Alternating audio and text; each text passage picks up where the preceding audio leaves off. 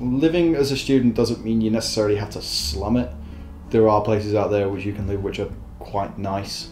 Of all the houses we looked at, this was the nicest, and I like the fact we've got a living room where we can sort of just like chill and relax, and it's got a nice big TV and everything. Whereas the living room at Orwell was more just of a communal space which you couldn't really make your own.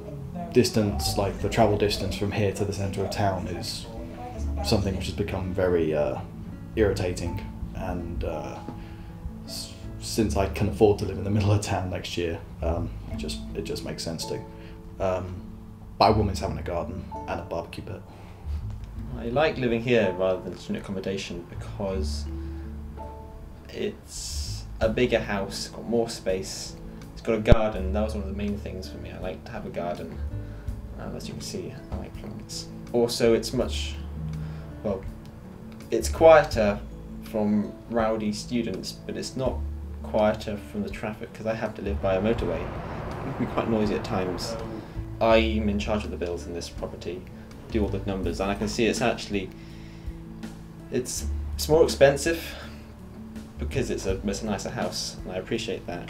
But it's also quite an efficient house, so the bills aren't extortionate. I'm pleased I know about the bills because when I move into my own house in the future, when I hopefully can buy my own house, I think these skills I've learned from doing this will be very important in the future. The cycling is quite tiresome in the mornings, but it's not completely unmanageable because where I used to live before, I could walk to university at the same time it takes me now to cycle.